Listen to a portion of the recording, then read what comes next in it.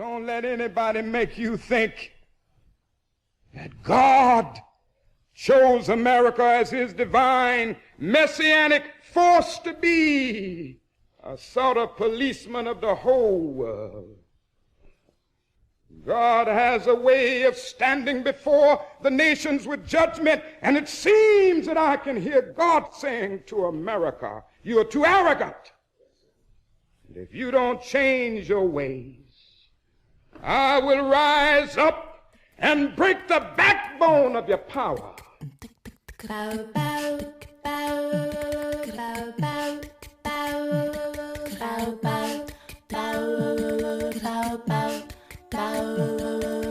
Hotep, which in the language of ancient Egypt means we come with justice in peace.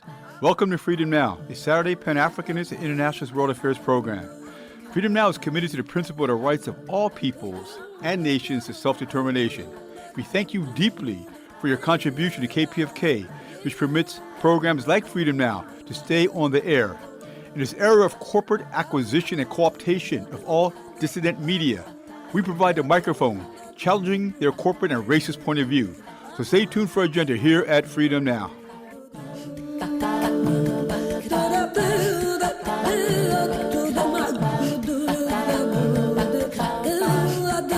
Fellas, I'm ready to get up and do my thing. I want to get into it, man, you know.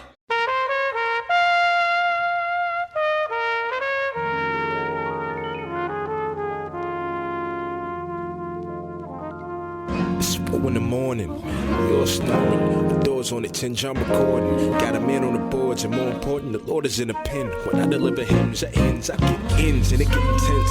When I get an inch, I lose a foot. And them ingredients I use to cook got old quick. I look in new books. I wanna say one day I had a dream, and I can't tell them I took the same road you took. A music with a new look, and you fools shook. I am not a crook, and this official piece to the streets seem like another Richard Nixon, and you and yours, of course, it isn't. Ain't forfeiting this one. Forward the mission in Michigan, it goes and goes up and down, no matter what, you can't shut it down. It won't show when it's showing sold albums. See, it's not knowing the album.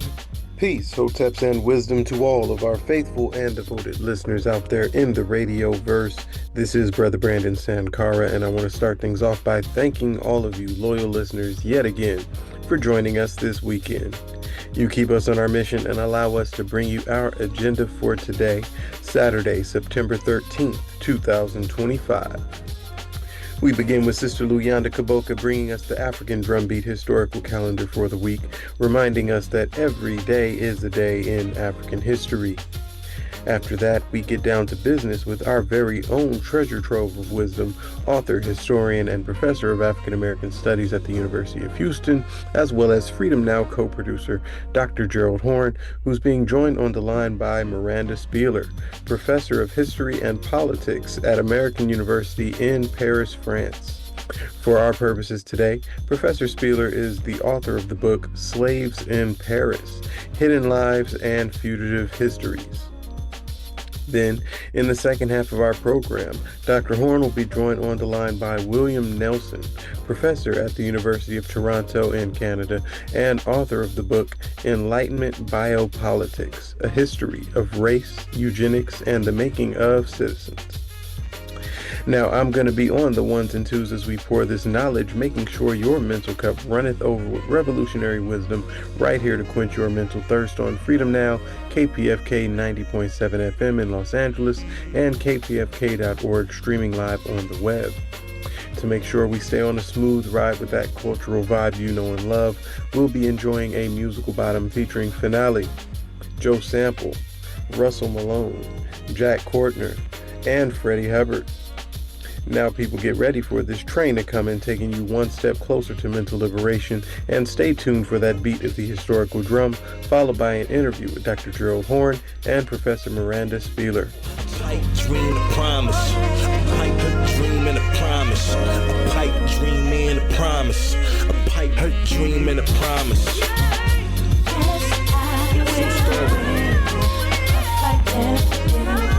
Thank you for believing in me. Yes, I will wait. I fight never wins. Thank you for believing in me. Yeah.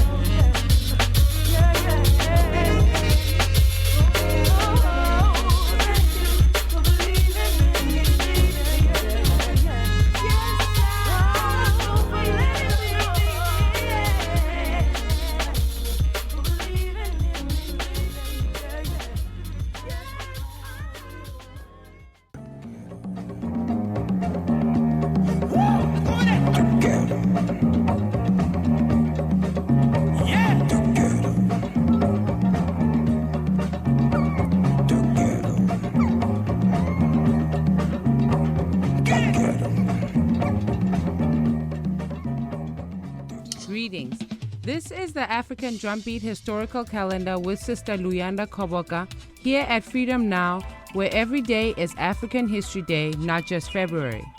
We review the accomplishments and tragedies of the struggling masses of humanity against the tripartite evils of national oppression, racism, sexism, and class domination. This ruling caste, who are about 1%, own and control over 75% of the land, resources, and labor of the peoples of the world. Their mastery and monopoly of psychological and military strategies maintain their domination, yet there is a growing resistance, and with our historical calendar, we provide a continuum of that struggle of resistance. September 12, 1977. Stephen Biko, organizer and founder of the Black Conscious Movement, the South African version of the global Black Power movement, is assassinated while imprisoned by racist guards.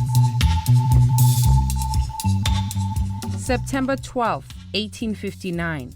Florence Kelley was the foremost European American socialist reformer who shaped early labor and social reform legislation, including child labor laws, enforcement of minimum wage laws, factory inspection laws, and child welfare support laws. As an abused wife, she helped establish the settlement house movement for abused women. September 13, 1974. His Imperial Majesty Haile Selassie Jah Rastafari, the last of the 225 descendants of the Solomon's dynasty and a founding member of the Organization of African Unity, was overthrown by the pressure of the Eritrean War and internal class contradictions, giving rise to the military dictatorship of the Derg. September 13, 1847. Los Niños Heroes defend Mexico City against the United States invasion and efforts at colonization of the whole of Mexico.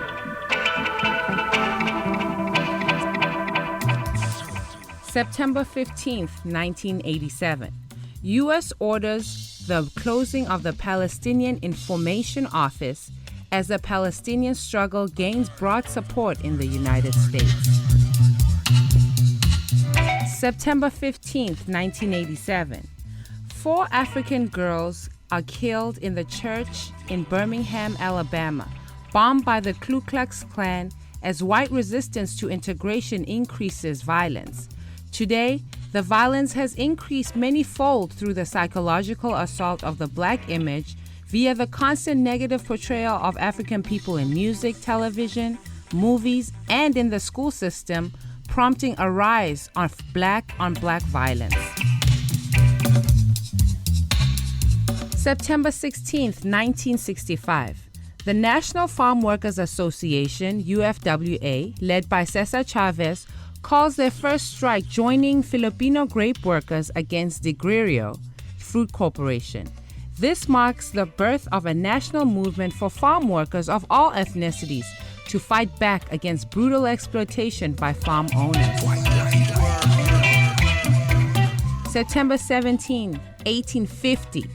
The fugitive slave law passed by the United States Congress swells African immigration to Canada and Mexico. People who were suspected of being a runaway slave could be arrested without warrant and turned over to a claimant on nothing more than his sworn testimony of ownership. A suspected slave could not ask for a jury trial nor any recourse. This was federal law. September 18, 1909. Kwame Nkrumah, founder of the Convention People's Party, the All-African People's Revolutionary Party, and the Organization of African Unity, was born. He led the contemporary anti-colonial movement and the struggle against neo-colonialism. September 18, 700 AD.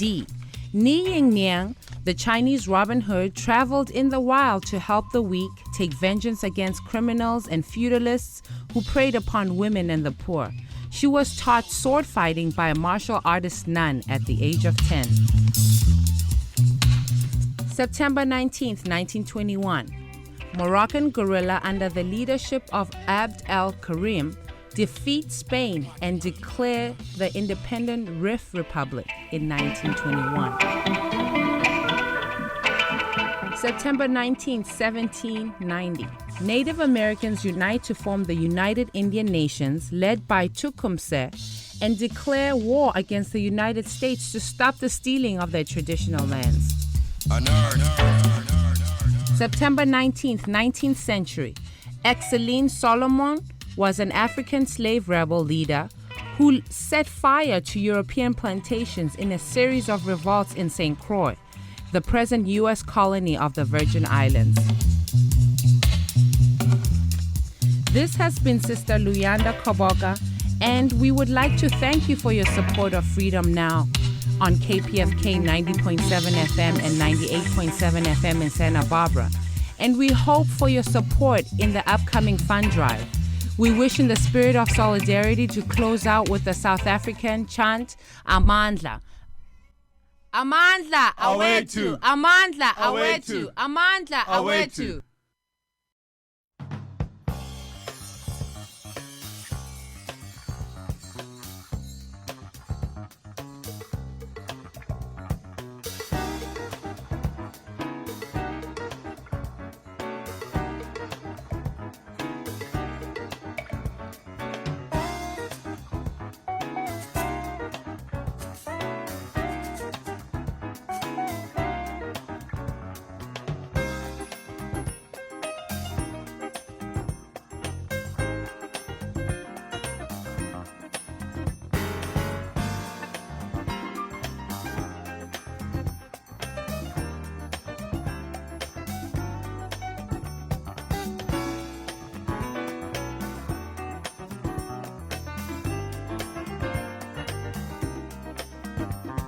For KPFK Los Angeles, this is Gerald Horne, and with me on the line is Miranda Spieler, Professor of History and Politics at American University of Paris, and author of the book Slaves in Paris, Hidden Lives and Fugitive Histories.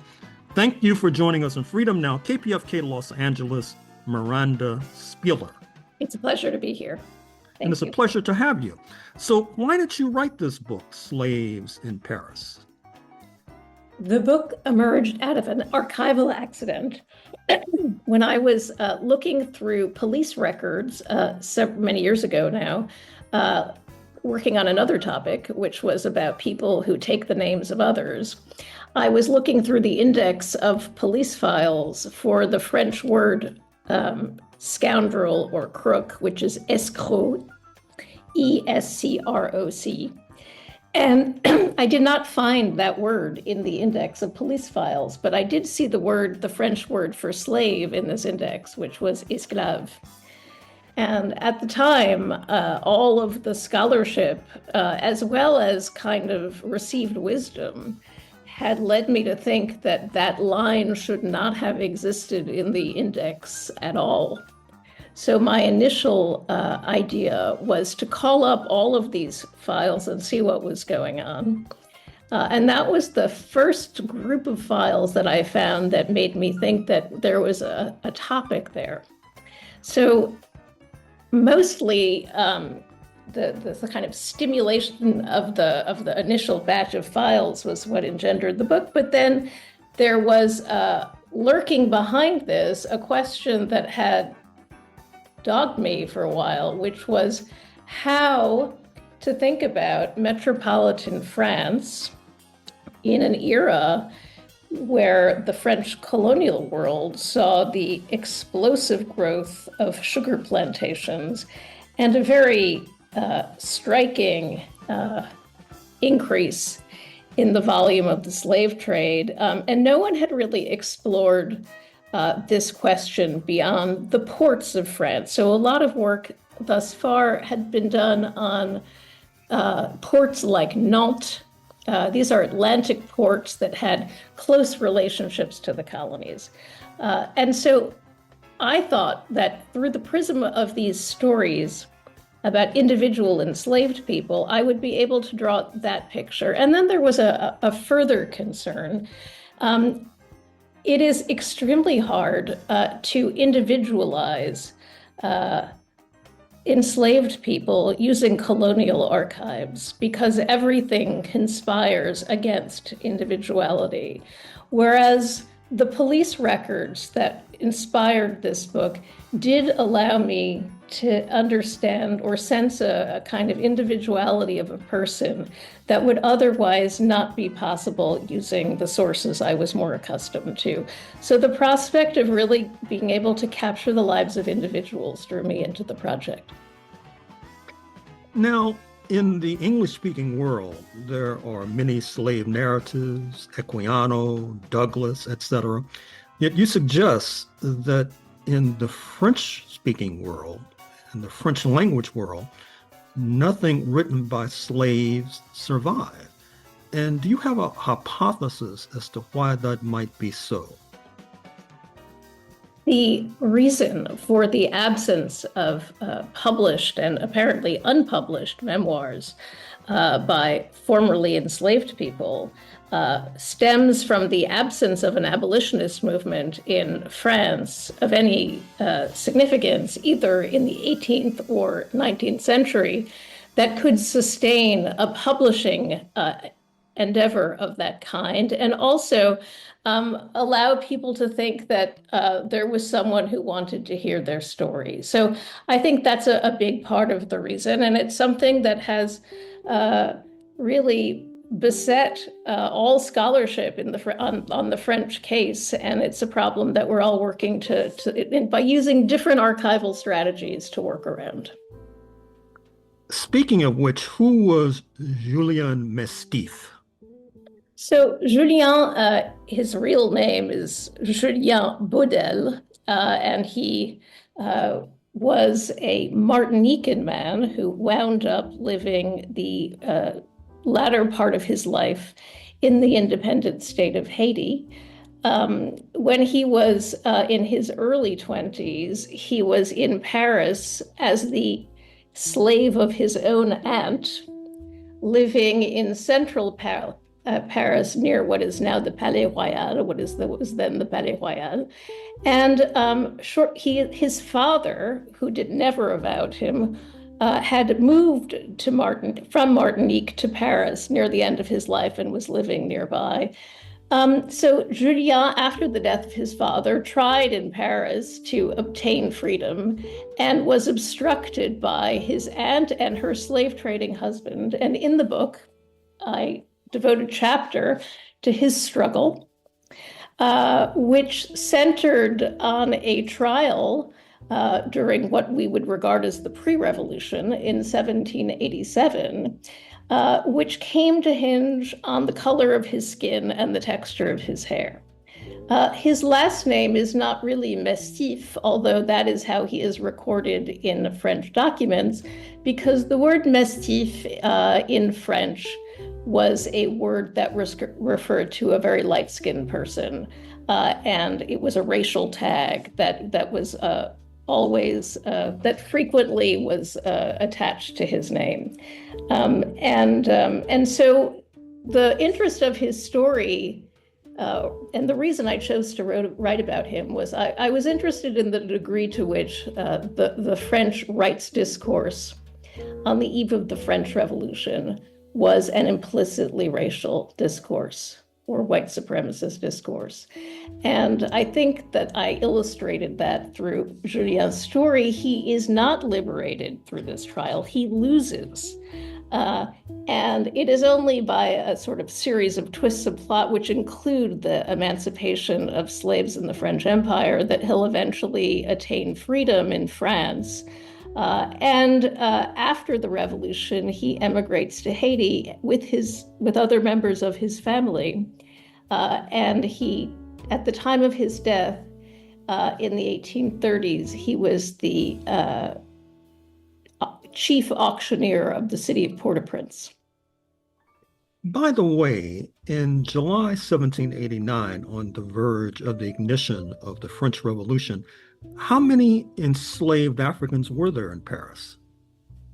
It's hard to know. there's no real way of counting, but the premise of the book is not that there are thousands and thousands of people. I think there were probably no more than 1,000 or two Black people living, or people of African descent living in Paris. And I think that's a very high number relatively, but we don't really have documentation about that. What I can say is that the plot of my book is that there was a system of removal by police of freedom-seeking people, so that everything conspired against the creation of a substantial population of African descent in Paris, since there was routine deportation of people who sought, either through flight or through the courts, to become free. So the revolutionary process in France led to the abolition of slavery in 1794, but then it returned shortly thereafter. I'm wondering, what happens to those who were once free? Do they go underground? Were they grabbed and chained? Were they deported? This is an extremely complex story that I have followed on the ground in the colony of French Guiana. The story of France's abolition and re-enslavement is made complex partly by the fact that not all of the colonies in the French Empire actually abolished slavery to begin with. So we're really talking about the colonies of French Guiana, Guadeloupe, and that's it, and Haiti, which drops out of the French Empire. Now, there are police reports that are circulating in 1802 that Black people are going to be expelled from France. There's a Wordsworth poem describing a woman who's heading to England that year. So it may be that people actually fled. So there's an evidence of flight. There's no evidence of the re-enslavement of people on domestic soil. And indeed, there were Black soldiers in the army. But in the colonies, I can say that the battle to remain free was a very family-led story, sometimes involving flight to the forest of whole families, sometimes involving the desperate acquisition of papers legally or illegally by people to remain free. There was, however, re-enslavement by force of arms in both French Guiana and Guadeloupe. So who was Eureka, and what role does she play in your story? So Eureka is the subject of the final chapter. She comes to France from Senegal at the age of 3 or 5 in 1786. She is, at the time of her arrival in Paris, owned by the governor of Senegal, and she is gifted to a famous aristocrat named the Prince de Beauvau, whose residence is currently the headquarters of the French Ministry of the Interior. So Eureka lived inside that building until her early death, which was in 1799. And one of the questions that I explore in the book is how to understand a practice that would involve gifting very small children like this. And also, I try as best as I can to situate her and try to understand what her life might have been like under these circumstances. But she also becomes the topic of a fictional work published in 1823 under the name Eureka by a woman who I describe in the book as a plantation heiress who essentially bought her way into the highest echelon of the French nobility. Many in our audience are familiar with the youthful Sally Hemings, a young woman of African ancestry, and her liaison with the man who becomes the third U.S. president, speaking of Thomas Jefferson.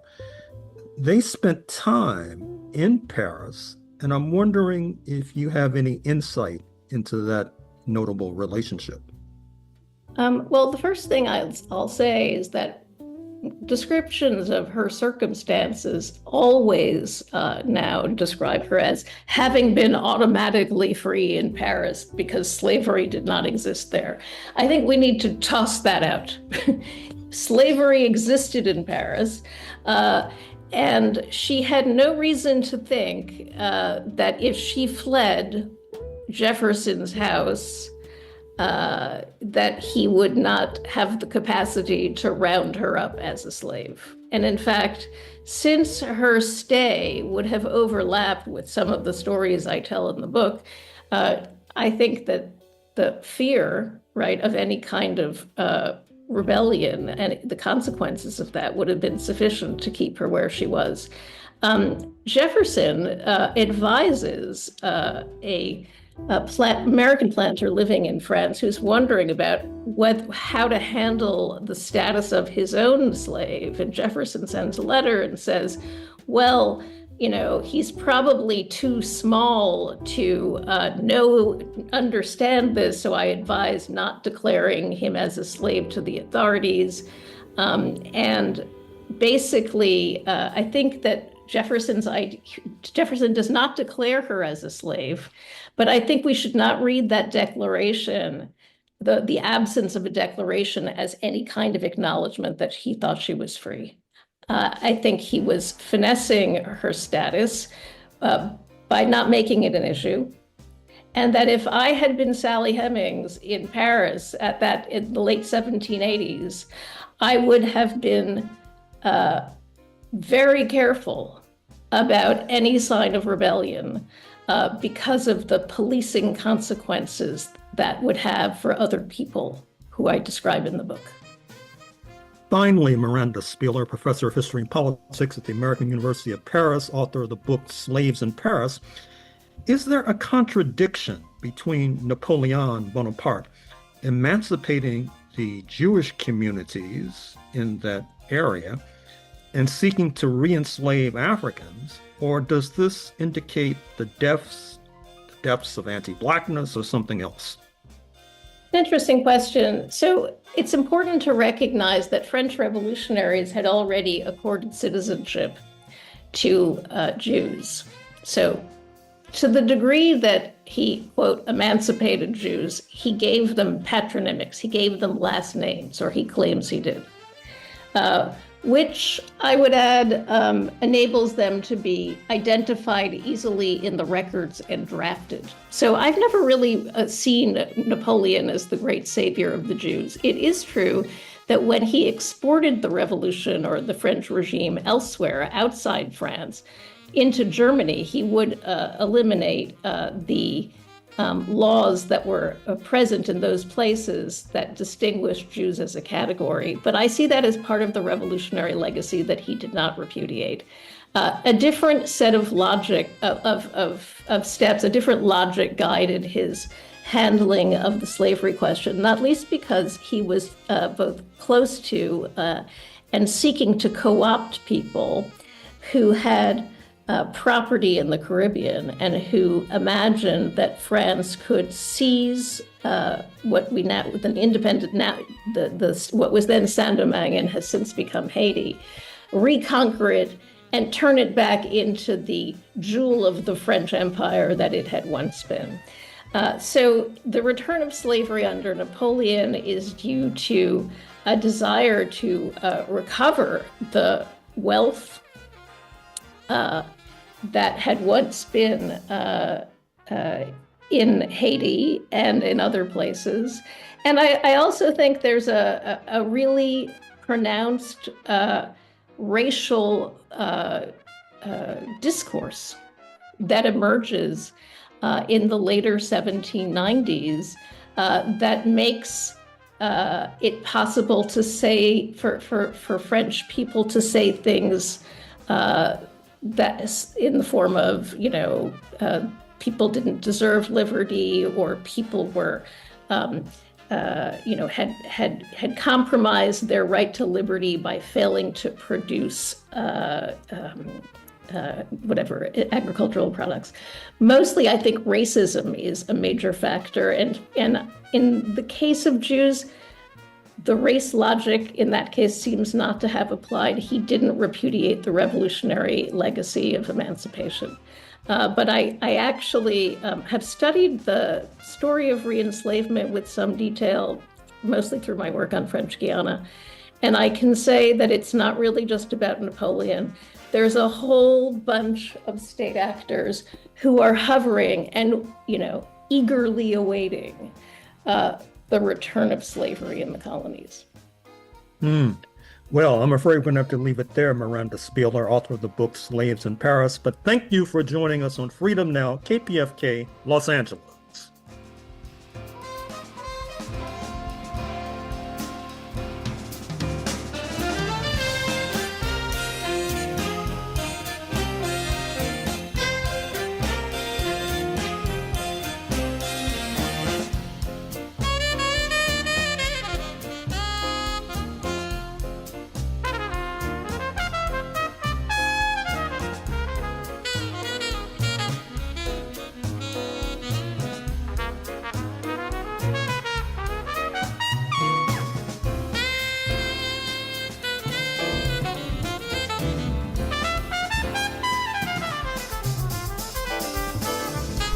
This is Sister Flora, and you are listening to Freedom Now at KPFK 90.7 FM in occupied Mexico, including Los Angeles, 98.7 FM Santa Barbara, 93.7 FM in San Diego, and streaming live on the web at kpfk.org.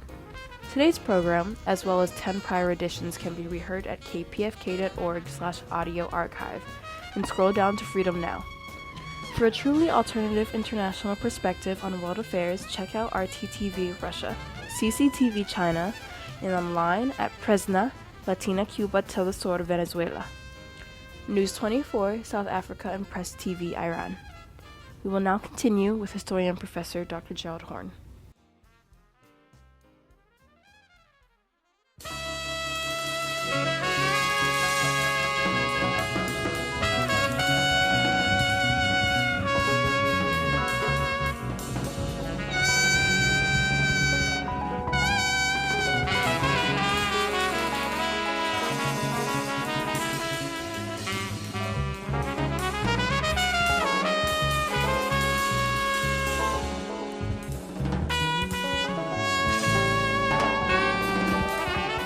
For KPFK Los Angeles, this is Gerald Horne, and with me on the line is William Max Nelson, professor at the University of Toronto and author of the book Enlightenment Biopolitics, A History of Race, Eugenics, and the Making of Citizens. Thank you for joining us on Freedom Now, KPFK Los Angeles, William Nelson. Yeah, thank you so much. It's great to be here. And it's great to have you. So what is Enlightenment Biopolitics, and why did you decide to write a book about it? Yeah, so I'm somebody who specializes in the history of the 18th century. And I was always interested in the ways that the kind of beginnings of biological knowledge, a lot of ideas about kind of medicine and the life sciences were starting to be picked up by people who were interested in trying to solve economic and social problems through other means. And so in this period in the 18th century, the development of kind of an intellectual movement to the Enlightenment, oftentimes there were individuals who were trying to rethink how to address certain kind of fundamental social, political, economic problems. And they were willing to kind of entertain the idea of drawing on new scientific knowledge to do so.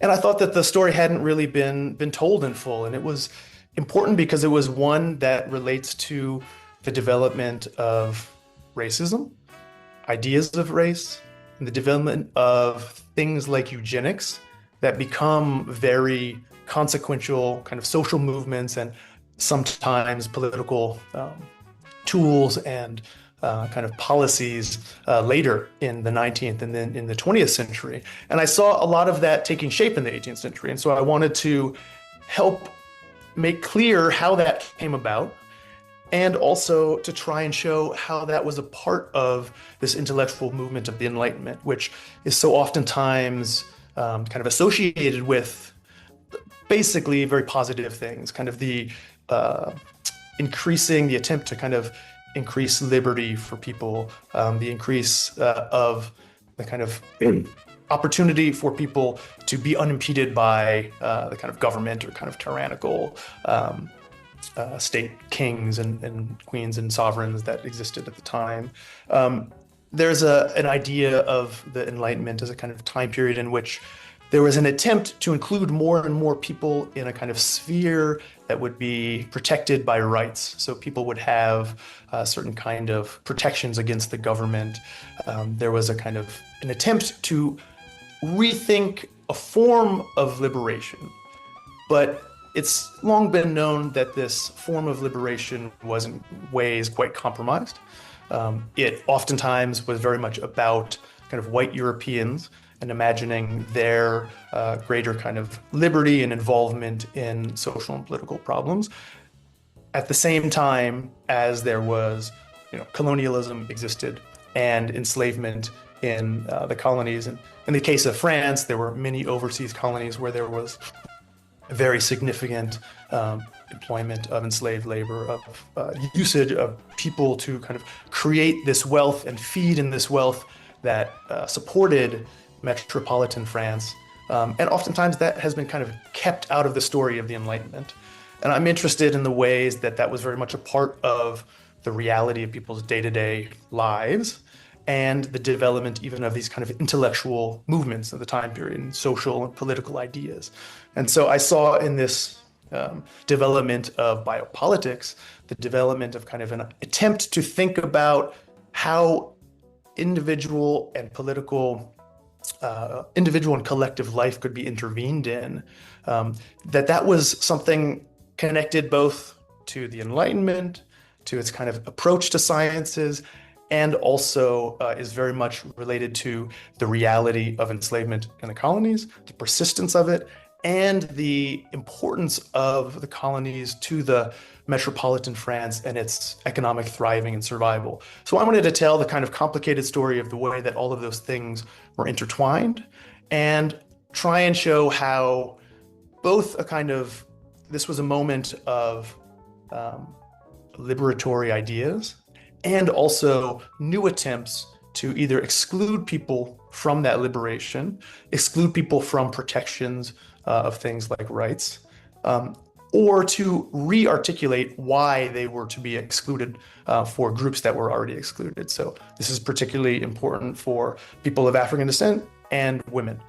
At this time, the sciences were being used to kind of create new arguments for why this exclusion was justified and should be persistent. Given what you just said, what was the impact of the Haitian Revolution, 1791 to 1804, on Enlightenment biopolitics, on the apartheid trend in Enlightenment, etc.?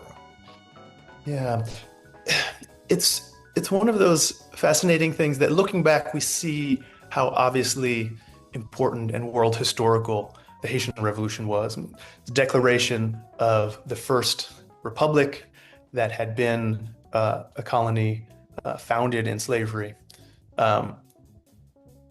At the time, it was clearly very unsettling to both the French government and the North American, what was the United States and kind of the British colonies, that, excuse me, that this was a successful revolution of the enslaved, overturning the colonial order, ending enslavement, right? Self-liberation.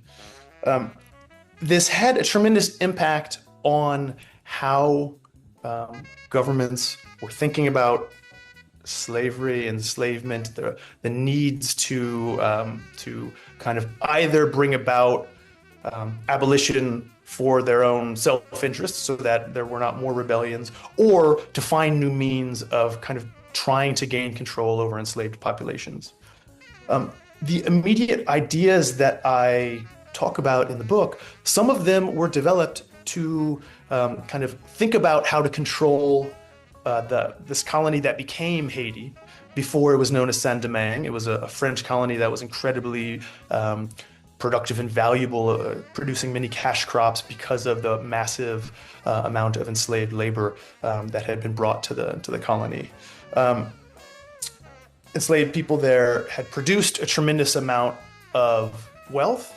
And also, of course, there was this great instability with the colony, as there was this kind of big imbalance between the number of people who were maintaining kind of order and trying to, who were the free population, who were trying to kind of continue the circumstances in the colonies, and the enslaved population, which at the time of the Haitian Revolution was probably about 90% of the people were enslaved. And so there were some of the first ideas about how to actually use these biological ideas, things that we can think of like eugenics today, kind of selectively breeding people to reform the population itself. They were created first for this colony of Saint-Domingue in 1776. There were two separate proposals or kind of ideas, a little bit outlandish, but meant to be kind of serious proposals to think about how to gain better control and ensure the persistence of this extremely economically valuable place.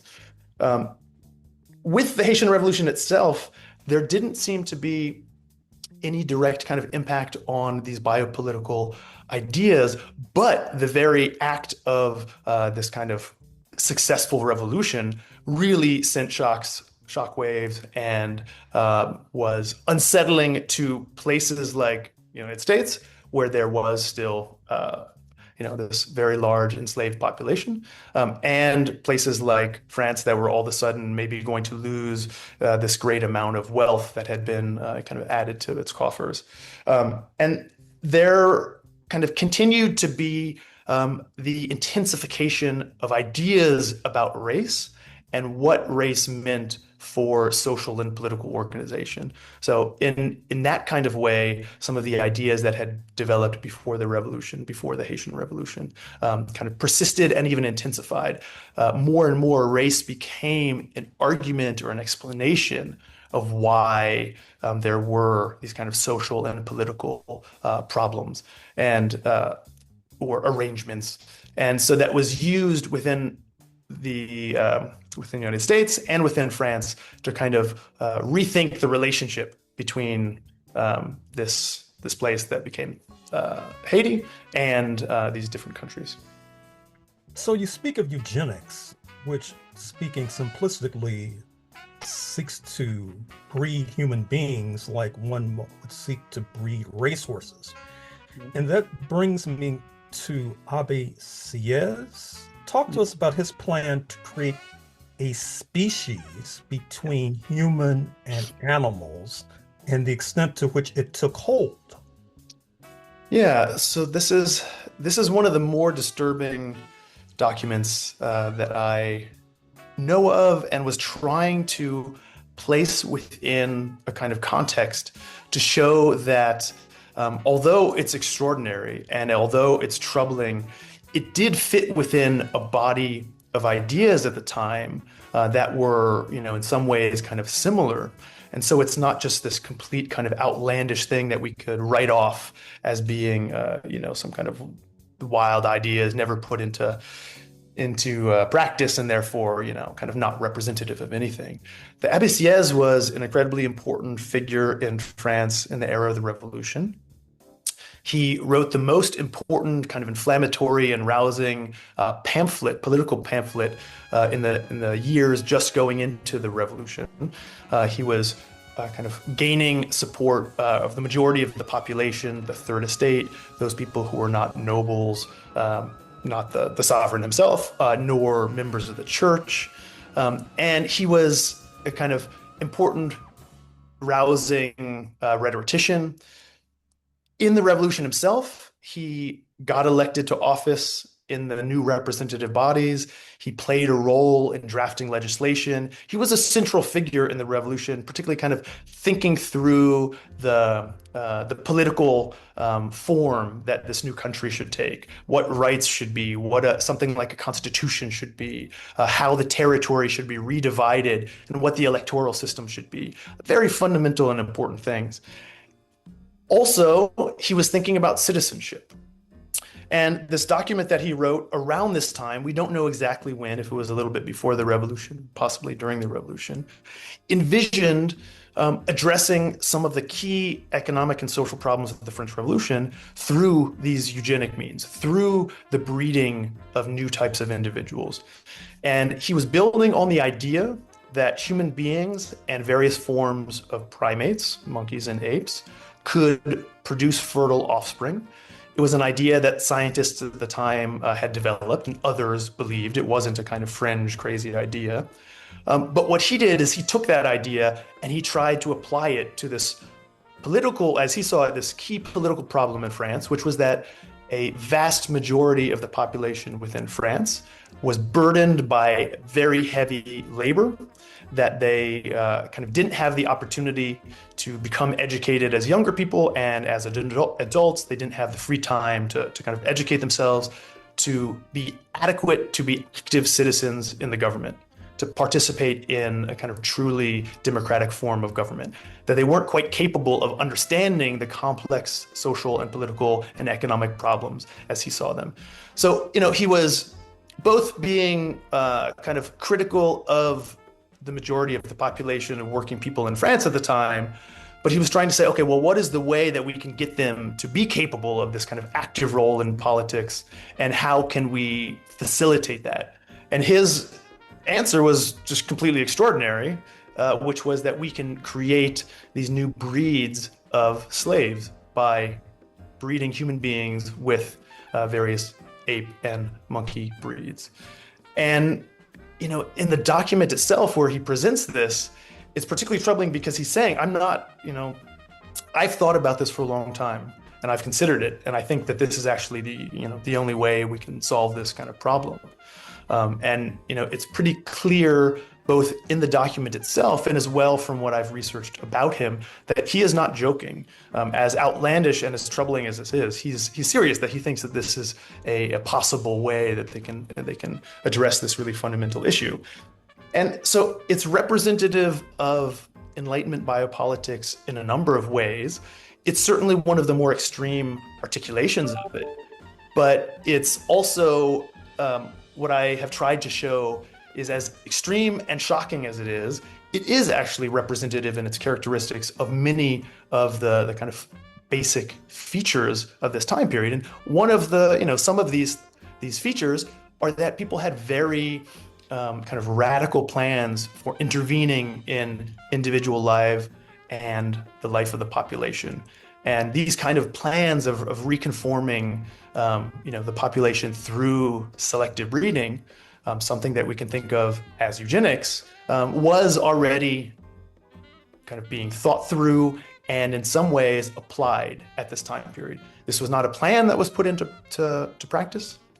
And a lot of these ideas at the time were not put into practice, but they were fully developed and they had many of the characteristics that we associate with these projects like eugenics, like the breeding of human beings to improve or transform their characteristics, that are really kind of later 19th or early 20th century kind of ideas. And so it's already pretty well developed at this time period, and they're trying to find ways to use it. So to what extent do these extreme and shocking ideas take root in the United States, particularly in the slave South, and particularly through the transmission belt, perhaps from Quebec, our northern neighbor, due south? Yeah, the story of how these ideas spread and get taken up is a kind of complicated one, but I think a lot of the ways that they become most consequential are a little bit, it's a little bit hidden, but can be traced even through the writing and the texts that appear both in France, in England, and in the United States.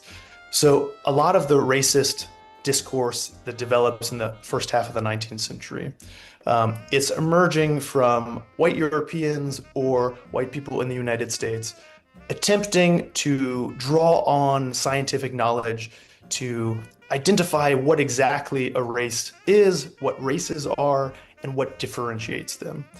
in this kind of racist science that emerges is trying to be legitimate. It's trying to be as scientifically legitimate as possible. And in doing so, they're oftentimes drawing on some of these ideas that I've been speaking of. So some of the core, some of the kind of foundation I found for these Enlightenment biopolitical ideas comes from ideas about animal breeding and how animals reproduce, and how human beings can intervene in that reproduction, right? How you can create specific sorts of domestic animals that have, better characteristics that suit human needs better. And this kind of science was oftentimes being harnessed to these ideas of race and this kind of racist science that was being produced. And sometimes there are direct references where they'll mention somebody by name and their idea, but oftentimes it's just a kind of ideas are getting picked up and employed and kind of not attributed. But in the most fascinating cases, we can see direct ways that specific parts of the text are taken from one of these French works, utilized in an American or English work, sometimes purporting to be a little bit more scientific, a little bit more just about kind of what the differences are between human beings. And then again, appropriated, picked up, sometimes just quoted verbatim in the most explicitly racist works that are attempting to kind of really use this new racial science to, in the case of the United States, to strengthen the case for the institution of slavery and the need for it. So there are ways that we can see the exact same passage move between these texts, even if there's not attribution, even if there's not a clear kind of recognition that some of this is coming from French science. Some of the same ideas are being articulated still in the same kinds of sentences in very different contexts. Finally, William Max Nelson, author of the book Enlightenment Biopolitics. Is there a connection between racism in France and the fact that women there only received citizenship in 1944? Yeah, that's a great question. And I think that the short answer is yes. And this is a long history. And so there's many ways that thinking about race and thinking about gender or sexual difference has been intertwined. In my time period that I'm looking at in this book, in the 18th century, there are already a lot of relationships between them. And the most important kind of way I would kind of identify this is that there's an assumption being made or an argument being made by these Enlightenment philosophers and scientists that says the kind of white male European educated subject is what we take for granted as the most developed, the highest in some kind of chain of properties, abilities. They exist in some kind of higher way in both kind of biological and oftentimes kind of moral or physiological position. And there are other beings that are in slightly lesser positions. And this kind of argument was not deriving from science. It's an old one. It relates to the existence of prejudices and discrimination that predates any kind of scientific justifications. But what's happening at this time period in the 18th century is that there are new justifications being come up with, being formed to try and explain why or how other people are supposedly lower in some chain of being. And therefore, that's why social and economic positions that they are able to reside in are different. So, women it was argued in France, should not be able to be involved in public life the same as men, because there are these identifiable differences in their body, all the way down to their bones and their nerves and their muscles. There's an attempt to find in the bodies themselves and in the minds, as much as they were able to develop kind of theories about the brain and how it functions. There were an attempt to find these explanations for what is different and to argue for why this relates to a kind of lesser capacity, and to use that to exclude women, in this case, women from public life.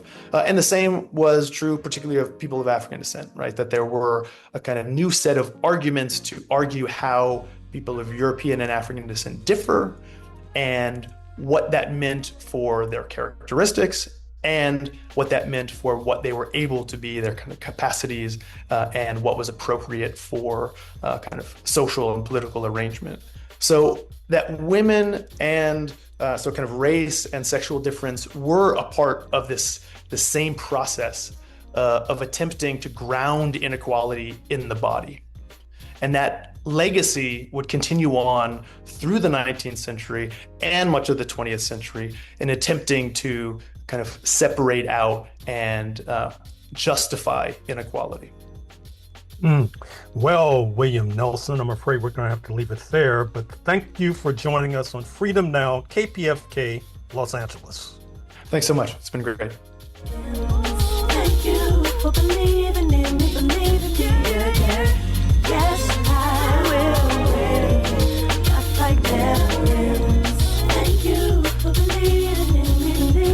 Yeah. My mother, my grandma, my grandfather, my brother, my sister, my girl, landlord, the fans, and my compadres. I promise the world they only come up short every time. My chase ain't over, no, I can't take over. No, I owe you, though I know it in my soul. I'm the only one I should owe. You matter, rapper, that's a quote you go to kill one-on-one for. Go. In closing, we'd like to thank our guests, starting with Professor Miranda Spieler, representing American University in Paris, France, and author of the book Slaves in Paris, Hidden Lives and Fugitive Histories. We also give thanks to Professor William Nelson from the University of Toronto in Canada, also author of the book Enlightenment Biopolitics, A History of Race, Eugenics, and the Making of Citizens. Shout out to Dr. Gerald Horne for doing what he does best and guiding this train of mental liberation towards Pan-African enlightenment for yet another Saturday. Word to producer Sister Tej.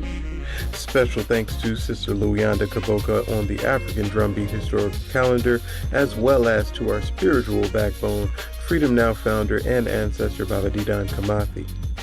Abundant thanks to our marvelous engineer, and last but certainly not least, thanks to all of our loyal listeners and supporters. It takes a village to build a revolution, and Freedom Now is a village to be reckoned with. This has been Brother Brandon Sankara, and you can join us on Facebook at Freedom Now Gerald Horne, and you can email the program at freedomnow@kpfk.org.